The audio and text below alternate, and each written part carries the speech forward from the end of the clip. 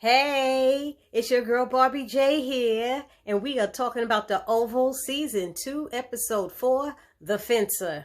Not sure why they're talking about The Fencer, because there was no fencing going on.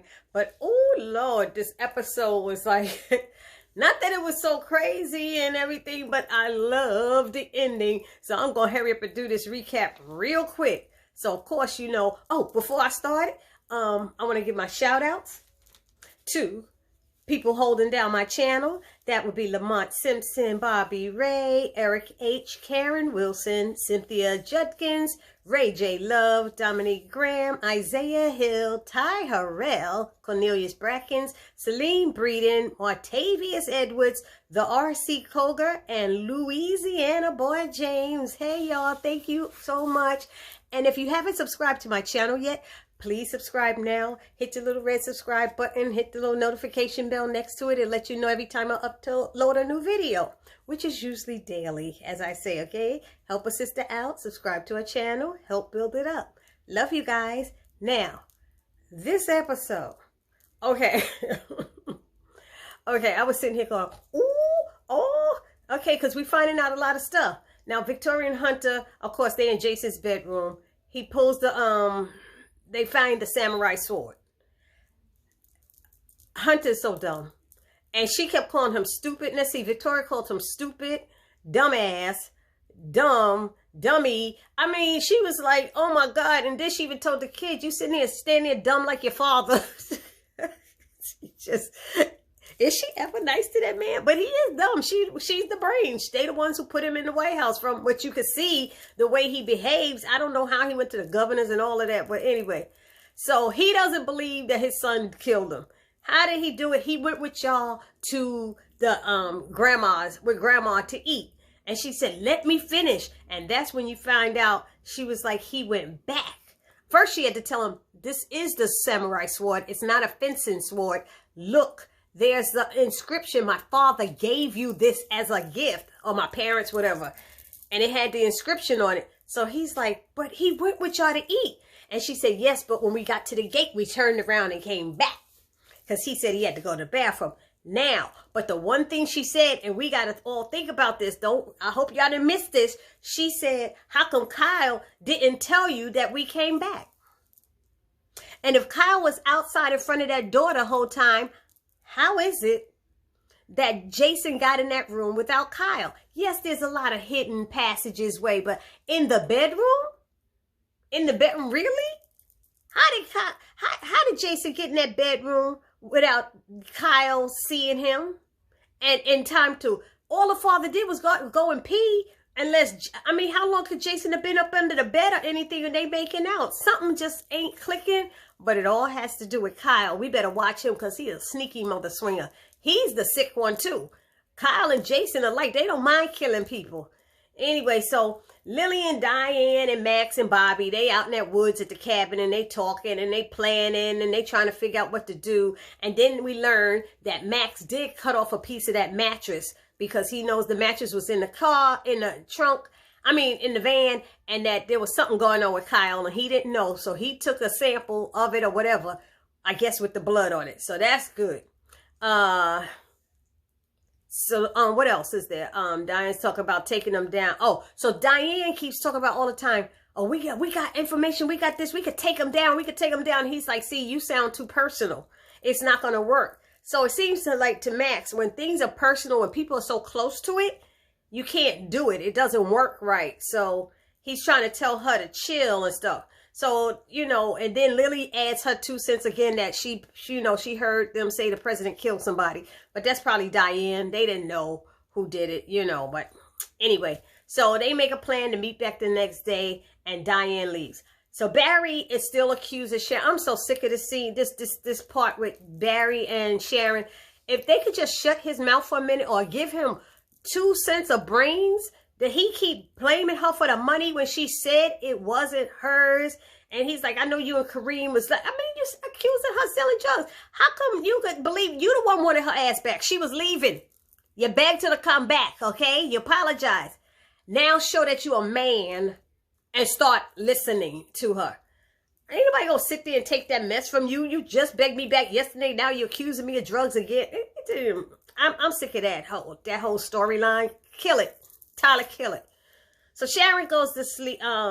Sharon is sick of them about that whole money thing. She go downstairs to go to sleep on the couch. When she go downstairs to sleep on the couch, I guess she hears Nancy at the door, because Nancy's at the door and she's like, Richard, oh no you didn't, Richard. And here come little Miss Nosy Jody. Jody a trip. Jody nosy. Jody is the nosiest neighbor I know. This is crazy. And she's so funny. She's like, I saw Richard changing the locks. What happened? You forgot your key? That's okay. I called him. You want me to call him? No, I got this. Okay. And then she went to, why you hide behind them bushes? Come on down, talk to me. How you doing? Ain't it late at night? They sleeping. Miss Jody out here. She's so funny. I'm sorry. She like, come on down. And then she say, he's sure taking a long time to come down. She said, oh, it's Sharon. Sharon coming. Here she is. And Sharon, oh, Sharon, you back? I was like, she funny. You back? How you know she left? She going 2 days. If that, you back? Oh, Lord. I said, Miss Sharon and Miss Jody is nosy. Who else we got? Okay. So did Sharon, when Nancy comes in, Sharon asks her, she said, she lets her know that, Barry saw Ruth, and she's like, really? Let's go talk to him. And she's like, I don't want to go talk to him. Oh, what's the matter? She said, I don't want to be bothered. Don't even ask. And she's like, I'm staying down here on the couch. She said, okay. So she asks her, did you have a box of money or something like that? And she's saying no. So Sharon asked her about the money. She said she don't know anything about that. Okay, so she go up the stairs to go to the bedroom, and Richard done locked the damn bedroom door. Damn, Richard, please. That's still her house. You can't put somebody out after 20-something years for a lie that happened 20-something years ago. Come on. This is a bit too much, making him be an unsympathetic man, especially when they, like I said, I'm going to keep saying he's supposed to be a Christian. I don't care. If you're a Christian man, you need to be having your Bible open and reading and saying, Lord, give me strength. But what you doing here, and you know she don't have no money and don't work, you gonna put her out for a child from 25? Boy, stop. That baby dead. That boy dead. I'm sorry. I can't take it. Y'all won't get mad at me, but I keep saying it. I'm gonna keep saying it. Then we got Sam. Sam comes home and he sees his clothes all on the floor. He wants to talk. Priscilla acting like she's asleep, but she finally wakes up and he tells everything that happened. He tells her what went down with the first lady and stuff. He said, I was giving an order. She said, that's some bullshit. I don't want to hear it. You should have walked out. You should have did this. You should have did that. And he was trying, and he said she wrapped her leg around me, and that's when I was so horny. Oh, so this shit my fault? I would say, hell yeah, it's your fault. It's your fault. I'm going to say, it's your fault his dick got hard for a mean person. His dick would have got hard for a gorilla. It doesn't matter. It could have been a pussycat, whatever. Anything. I told you, the wind blowing, bing, bing. So they going in on it and stuff. And he's like, please calm down. He's asking her to calm down. And she's like, this is what you do to me. This is what you do to me. Oh, it's my fault because you was horny. And then he said, damn, I was horny. He was horny. And she knew it. Come on, sister. Now I'm putting down her. So, brothers, hear me out. I got your back on this one. So don't be getting mad because I don't care. Like I said, first thing in the morning, I'll be dead sleep. And my husband was to roll me over and that's it. And then I'll go back to sleep. You do what you gotta do. It's been 3 weeks, honey. That's all I got. Anyway, so then we got Kareem, his dumb, Priscilla threatens to poison the biatch. I'm gonna poison the biatch. He's like, please don't say that. Stop saying that. Don't say that. You can't. I'm gonna poison that bitch. I'm gonna poison that bitch. She just kept on. I was like, stop, Priscilla. Don't make Priscilla like this. I don't, there gotta be somebody nice in the damn show. Somebody gotta be a nice person. Come on, Tyler. Everybody can't be jacked up individuals. Not everybody. Not everybody, please. I can't with that. So she's like, she's telling him to leave. And he's telling her to don't say that to him because of what his job is. He can't allow her to go into work. He doesn't want her to go to work tomorrow morning, but she's like, she's going to be going to work.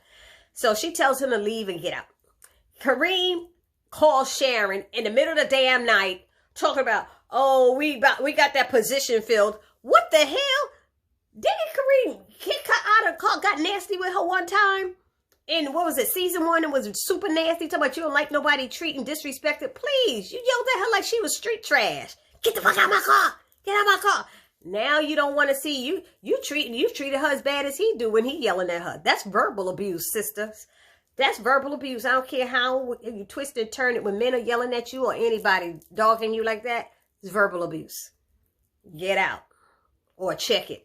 So then anyway, he's talking about he's sorry for what he did. And he noticed one of the pregnancy tests was missing and we didn't sell any that day. And she's like, oh yeah, I took it. Well, that's stealing. Damn, boy, give it up. Well, I'm not pregnant. Well, you got to be careful. Oh, you didn't worry about her being careful when you picked her ass up on that counter and was waxing it. You ain't care about nothing about being careful. And ain't nobody pulled out no condom in that drugstore. Because I saw it. And y'all saw it too. Anyway, so I'm sorry. So he's like, well, she's like, I don't have to wear it anyway because we're not having sex. He's mad at me. Why the hell are you telling him that? That is none of his business. And, oh, I gotta get off this phone. I hate hear him mistreating you. I love you too much to hear. Boy, please shut up. Bye, boy. So Barry comes down and he want to apologize to her, wants her to come to bed. And she's like, no, I'm fine here. He's like, please come. She's like, look, I ain't taking no more of your ish tonight. Go upstairs, leave me alone before you say something that's wrong. And I don't blame her because that's all Barry do. He yelled at her and didn't want to yell at her. But then the next day didn't apologize when he should have. She's like, I ain't taking no more of your shit tonight. I'm done. So then Max tells Bobby, you know, it's the next morning and Max is out there talking to Bobby. And he said he could tell that Lily means something special to him, that he must be in love with her. And he said, which makes what they're doing, this planning, more dangerous. So he's like, well, don't you have a wife too? And he's like, yeah, but that's different. You know, he said duty and country. That's what they teach us above all. Duty and country above all else. He was like, that's bullshit. Bobby's like, that's bullshit. You know, and Max, he's like, Max just thinks they're going to get killed anyway. He don't think they're going to win. They're going to all get killed. So Lily's listening and she's eavesdropping. You see her tiptoeing. And then she comes over and she offers a suggestion to go back home to Donald. And Bobby doesn't like it because he got these feelings for her. Max thinks it's a great idea. And she goes back there. Bobby walks away. She goes back and talks to Bobby. And they have this little kumbaya. She thinks she the shit now because she know he like her and stuff. But she liking him too because she was jealous when Diane came up in there. So, Max told her that Bobby, before she went back there, Max told her that Bobby's in love with her. So that's when she thought she was all that, I felt. So she goes back, she talked to Bobby. He doesn't want her to go back, but he knows it'll help their cause and stuff. But he's like, you got to be careful. You got to be careful. You got to call me every day. You got to promise you're going to call me. She's like, I will. All of this. And she was like, okay, baby, calm down. I got this. I'll be careful. She said, now, you know what? I never made sex outside you. And he said, never. And then they go off into the sunset to get it on. Let's get it on. Sugar. Let's get it on. Anyway, so then Priscilla calls Alonzo. Oh no, Kyle and Donald are talking in his bedroom and they speak briefly about Lily, and he's checking his phone to see if Lily got back in touch with her. Kyle saying she's not coming back. Then they talk about Diane and he's like, oh, she showed up on foot and to get her car and that she's got help somewhere. So we're gonna follow her and we're gonna find out where she's going. And then Kyle admits that he's jealous of this new Donald's aide. And he's like, he looks like your type. He's like, he's straight. You know, Kyle will kill anybody he think get next to him. That's why he's messing over with Lily, this whole thing. So Priscilla calls Alonzo. She's asking about Jean again. And he suggests she speak to Sam about it. And she's like, well, why don't you just ask Sam? And he was like, wait a minute, what's going on with you and Sam? Why you can't just ask him? And he said, does this have something to do with the first lady? And she's like, why? He said, well, she wants to see him first thing in the morning when he comes in. Oh, does she now? Hell, yes, she do. So he decides she wants to go to work. And Sam is trying to stop her from going to work. And he's saying she can't go. And she's like, what are you doing? He's like, what are you doing? I told you the truth. You can't go in. You know, because he knows she said she gonna poison him. She said, I don't like this. She said, I don't like this. He said, I don't like this. She said, I know the nigga ain't said y'all don't like this. She called her husband a nigga. I said, see, now y'all got Priscilla acting ghetto. I don't like it. Yeah, no, he ain't just said I don't like. He said, I know you took all the money out my accounts. She said, then that's only the beginning. He said, babe, you can't go in. She said, I'll try and stop me. So it's going to be an issue. She going into the White House. So next morning, Nancy cooked breakfast for Richard, and he's pissed. Richard is pissed that she's in the house. How'd you get in here? Well, she said, well, I re-ironed your uniform. It wasn't done well. He said, get out of here. Barry comes down at the box of money. He's like, Dad, what's going on? What's all the yelling? What's going on? I want you to get her out of here. How you want to tell your damn son to put his mama out? See, that's when you having him act ignorant. And y'all think that's okay for a man to tell his son to get his mother out of there? That's ignorant. That's not a good line to have men doing that. You never try to pin your kids against their parents because you mad about something. Come on now. So he said, you know, Dad, stop. This is her house too. You know, I don't care. You know, she gonna tell me who the father is and all. Anybody gotta tell you shit. She gotta tell you nothing. All she gotta do is be black and die. Ain't that the line people say, right? So, Dad is her house. Okay, it's gotta go. Oh, so she said, that's okay. I gotta go anyway to the funeral home. You know, and he's like, with whose money? She said, his daddy, he said. And she's like, don't worry. Like, I got it paid. I got it. Well, who paid you money? I sure like to know. See, now you want to know how she got the money. That's financial abuse. See, he trying to block her with the money now and put her out. She don't have no money and everything. And now you what? Now she got money. You want to know how she got it. She know people in low places. Okay.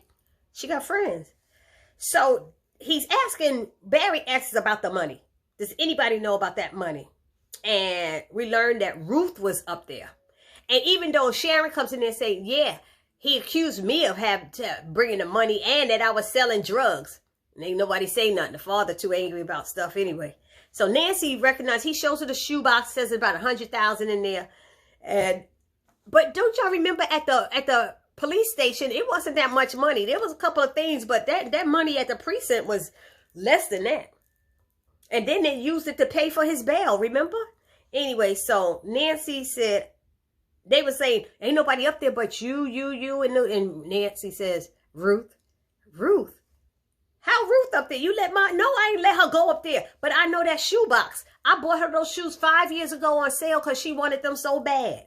She said, I recognize that shoebox. And then somebody must have got up in here while we wasn't home. Well, then Sharon, the brilliant one out of them. Well, anybody gonna know about is that nosy neighbor, Miss Jody. Y'all better ask Miss Jody. I bet you she starts spilling it. She gonna tell you, yeah, I saw them climbing up in your window. So they said, but was the knife in there? And Barry said, yeah, that's where the knife was. So they said, Sharon said maybe she's trying to set Barry up for her murder, you know, but it wasn't her. So they went on. That was that part. Oh, everybody left. Nancy went to call a nosy neighbor and everything. And then Sharon asks Barry for an apology. And Barry, in his stubborn ass, wouldn't do it. And that's what I'm saying. Didn't the night before he asked her to come back. Now you're accused of something, you know you're wrong, and you didn't even apologize. When you gonna have these men start being men and apologize when they wrong and stuff? Come on now. And it ain't on her, Sharon, now. It ain't her fault. She got caught having sex, yeah, but he asked her to come back despite that. So if you gonna ask her to come back despite that, let it go. It's dead. That's it. Anyway, and then it ended with, oh my. It ended with Hunter and Victoria. They confronted Jason. Jason came in and she's like, something you want to tell us? What? What's under your bed? I don't know. I'm tired. I want to go to bed. What's under your bed? That boy played like he was so like unknowledgeable about what they're talking about. He was so confused. Like, huh? What? She said, open the trunk. Hunter's like, do not open that trunk. No, open the trunk. He needs to see the body we found on his damn bed. She's like, open the trunk. And then he go, okay. She tried to kill me. And so I hit her and she fell and hit her head and she died. And so I just said, you gonna lie to us? You gonna keep lying? Oh my God. He He said it was an accident. It was an accident. She said, is the bruising around her damn neck an accident? Damn, serial killer. But the part that he said, they asked him, did you see Denise here? Did you see Denise here the day we went to lunch with your grandmother? And he's like, am I in trouble or something? I don't know. He said, that boy talked to us. Did you see her? I don't know. He playing so dumb. And he's like, am I in trouble? And she said, hell yeah, there's a dead body in the trunk. You in trouble. But that boy played it off so good. He did his part so good. He certainly is a good actor to me because he played that part up good. He's like, look, this is too much. Y'all asking me all this question. This is real too much. She said, boy, start talking. And she started slapping him and beating him. Get your boy, because she had him yoked up. You know, that's what some of these parents need to do to their kids sometimes. Yoke them up. She had him yoked up against the wall and beating him and stuff. And that boy turned her around and started choking her to death. God damn. I said, what? What? Hunter had to, like, try to fight him off. And so Hunter was like, get him off. Get him off. She said, oh, my God. Oh, my God. What would I have been? Number 3? And he said, no, number 4. I said, damn. Oh, my God. Oh, my God. So grandmama is dead, but they don't know who the 4th person is. That's grandmama. Oh, my goodness. I was like, this is too much. I said, oh, man. So, as y'all see, that part seemed to do something to me. Don't ask me why. I need help.